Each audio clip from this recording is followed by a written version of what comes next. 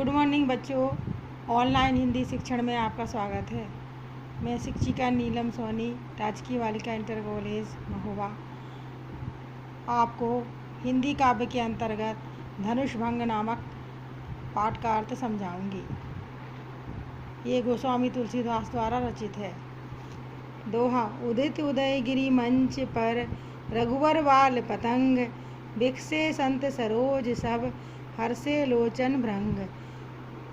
नृपन केरी आस निस लागी, बचन नखत अबली न प्रकाशी।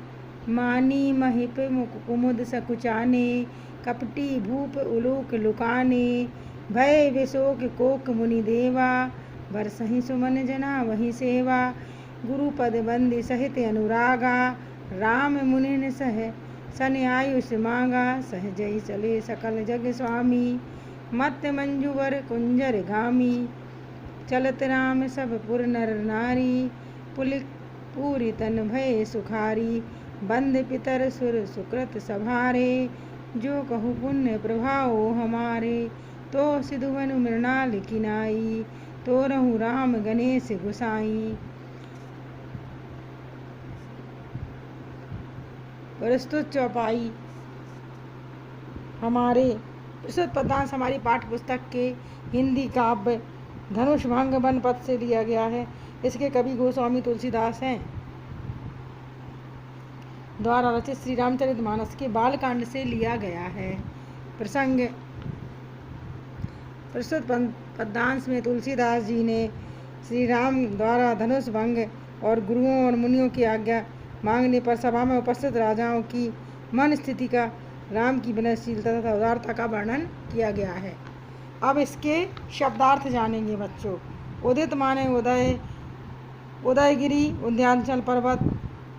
रघुवर श्री राम, बाल पतंग बाल सूर्य, प्रातः काल का सूर्य। विकसे खिल उठे, सरोज कमल, हर्षे हर्ष, लोचन नेत्र। भृंग भौरे, नृपन राजा, आस आशा। निसी रात्रि, नासी नष्ट हो गई। नखत नक्षत्र तारे, अवनी पंक्ति। महिप राजा, सकुचाने संकोच। उलूक उल्लू, लुकाने छिप गए। कोक चकवा, जना वहीं प्रकट कर रहे। आयुष आज्ञा, सहजई स्वाभाविक हरि। जग स्वामी श्री राम, मंजू सुंदर। कुंजर हाथी, गामी चलना। पुलक पूरी रोमांच से भर गए। सुकृत सम्हारे, सुंदर। अच्छे कार्य पुण्य, नाई माने भांति। बच्चों अब हम इसकी व्याख्या जानेंगे। तुलसीदास जी कह रहे हैं, जब श्री राम जी के स्वयंवर सभा में विश्वामित्र की आज्ञा प्राप्त करके धनुष भंग के लिए मंच से उठे, तो उनकी शोभा ऐसी प्रतीत हो रही है जैसे मंच रूपी उदयांचल पर्वत पर श्री राम रूपी बाल सूर्य का उदय हो गया है, जिसे देखकर संतमणि कमल पुष्प खिल उठे हों और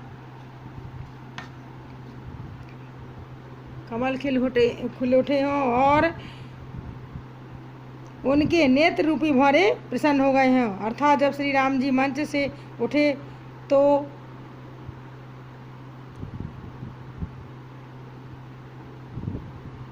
उस समय स्वयंवर सभा में उपस्थित सभी जन हर्षित हो उठे।